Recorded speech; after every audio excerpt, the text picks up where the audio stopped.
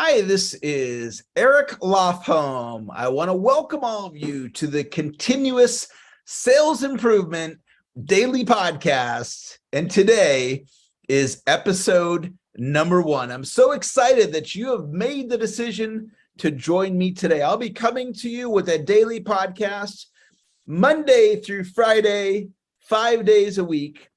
And it's all about continuous sales improvement.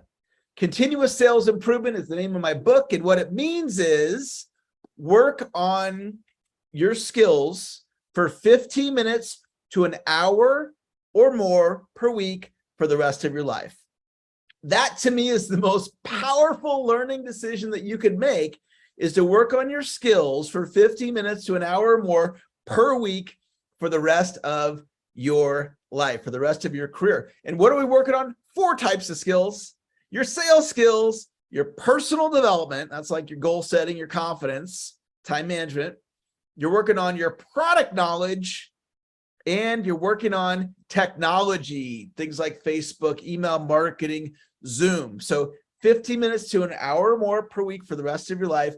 That's what continuous sales improvement is all about. And that's what this podcast is all about. Now, continuous sales improvement. We got the Facebook group. We got the YouTube channel. We've got the daily podcast. We got the regular podcast. We got the book. We're soon to be on Audible. Not yet, but soon to be. We got the LinkedIn group. We got the website. We got the masterclass. So today I want to talk to you about fresh starts. And it's Monday. It's clean slate Monday. Every Monday to me is a clean slate. And it really truly is a clean slate. My son went off to college today. He's going to UNR. He's a junior in college. He was at Chico the first 2 years, and he just transferred to go to UNR. And so he drove up, and my wife drove up, and she took him shopping, and I got a U-Haul and brought all his stuff up, and we got him unloaded, and we got him off to college. What a ultimate clean slate, right? New school year. Well, this podcast is brand new. This is episode 1. You only get one. I'm excited to be with you here this evening. So thank you for joining me. And you get a clean slate. So if you had a challenging week last week, you can just let it go. If you had a rough Monday, you can just let it go, because we're at the very beginning of the week. This could be the greatest week of your entire life. Expect a miracle. So the idea I want to share with you, I got a couple of them today. And the first one is my most recent breakthrough. And it's an idea that I've learned before, but it's a different variation of that idea.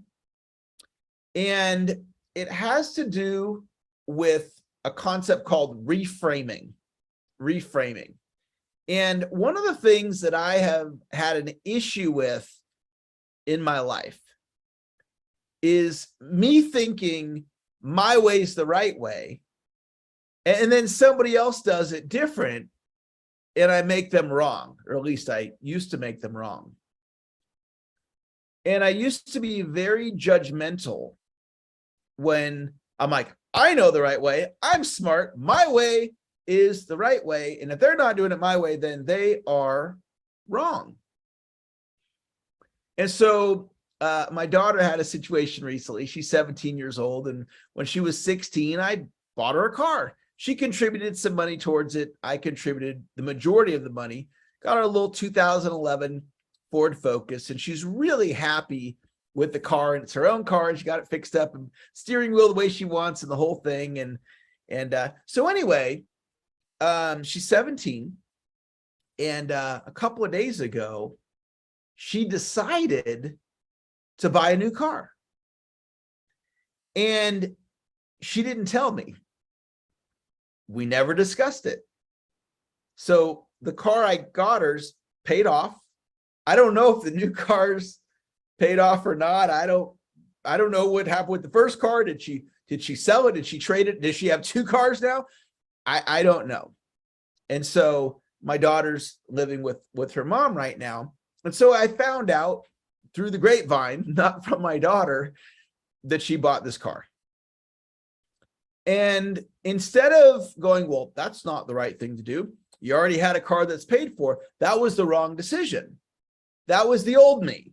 The old me would have judged the decision that she made. And how I've chosen to look at it is I did it my way. I bought her a car. She did it her way. She bought a car, but it doesn't make my way right or her way wrong. And here's the thinking behind it. Now that she has this different car, it shuffles the deck. So heaven forbid if she got in an accident, maybe the first car that I got her, maybe that would have caused a problem, or maybe that car would have, if it was in the same accident, would have caused harm, or maybe her being in the different car changed where she would be driving on that particular day and she ends up avoiding an accident. I don't know. Maybe the car I got her, she would have been on a drive down to LA and it would have broken down and on the ride and it would have caused her a big problem. Here's the reality. We don't know. We don't know what would have happened if she kept the first car. She might still have it. I don't know. But here's the bottom line. We truly don't know. So who am I to say, well, that's the wrong decision when it shuffles the deck and shoot, that might create a miracle for her. And what this insight has done is it's allowed me to shift my own thinking and not make other people wrong when they're doing something different than how I'm doing it.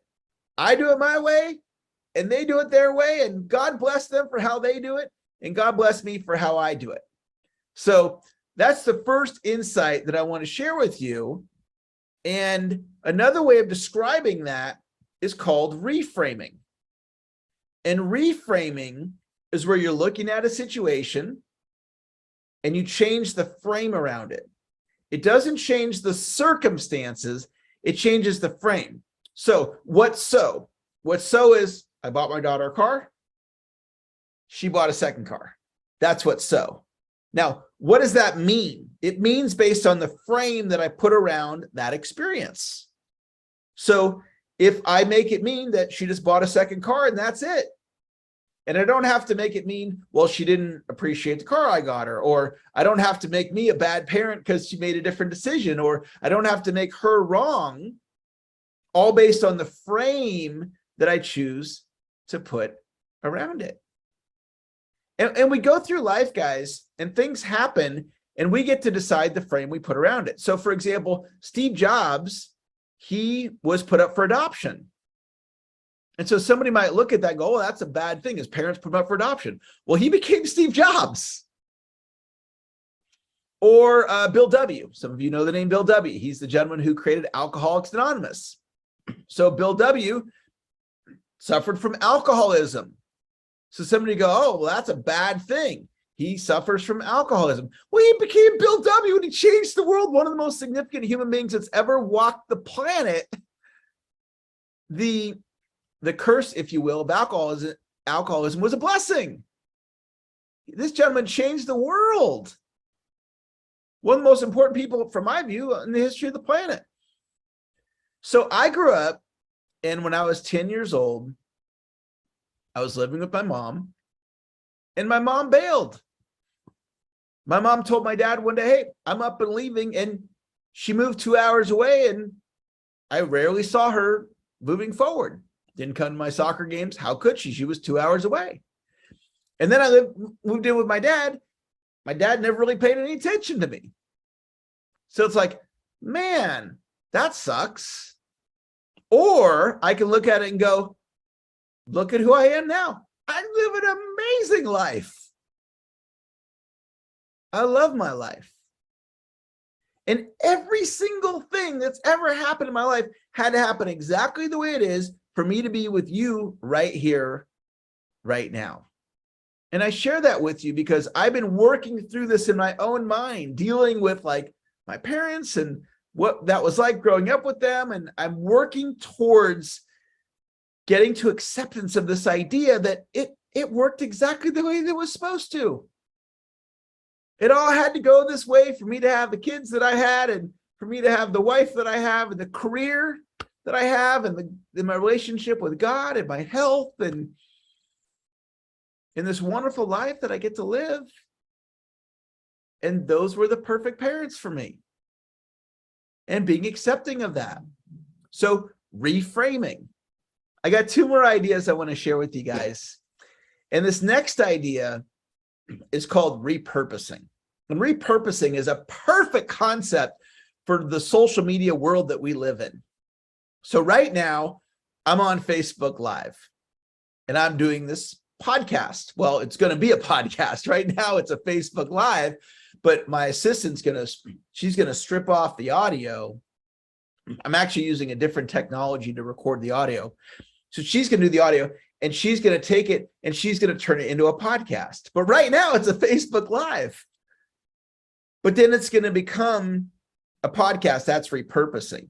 And then what we're going to do, and my son and I were working out a game plan on this, and I've got another video person help me as well, is we're going to take this footage, which is going to be, I don't know, 10 minutes, 15, 20 minutes, however long it is, and we're going to pull out some clips and we're going to create some short videos. So call this a long video, even though it's only like 50 minutes.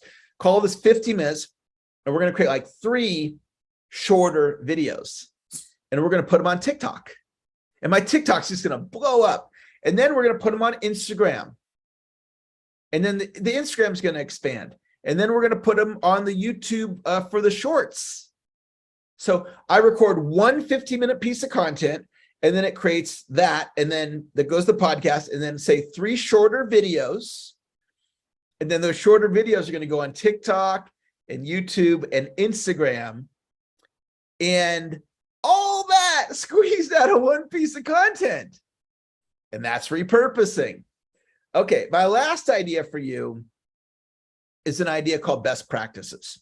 And in any industry, there's a set of best practices. And so one of the best pieces of advice I could give you is to look at something and say, well, what's the best practice? So I'm starting to really get into my YouTube channel. And I've been on YouTube for years. And until I'm about to, I've never done best practices. So on YouTube, one of the pieces of YouTube is the thumbnail. There's a set of best practices to create a good looking thumbnail. And then the title of the video. There's a best practice for that. And then the description of the video, there's a best practice for that. And then the marketing of the video, and there's a best practice for that. Well, guess what's predictably going to happen when I start doing all these best practices for my YouTube channel? All the results are going to go up. The watch time is going to go up. The number of views is going to go up. And what's exciting for me is my YouTube channel is continuous sales improvement. So when somebody goes to continuous sales improvement YouTube channel, they're going to find out about the 15-minute, the daily continuous sales improvement podcast. They're going to find out about the masterclass. They're going to find out about the website. They're going to find out about the book. So the YouTube channel getting stronger, all the boats rise. Okay, we'll have a podcast. There's a set of best practices for the podcast, the title of the podcast, the description of the podcast, the marketing of the podcast. Okay, put YouTube and podcasting to the side. What about you? Do you do email marketing? There's a set of best practices. Do you do selling? There's a set of best practices for selling. Do you do trade shows? There's a set of best practices for trade shows. Do you hire? There's a set of best practices for hiring. Do you do video? There's a set of best practices for video. Do you have a website? Set of best practices for the website. My experience is most people aren't thinking best practices. They're just putting up a website or putting up a podcast or going to a trade show, and they're not thinking about, well, what are the best practices? That's a golden nugget right there. You can explore best practices for the rest of your career.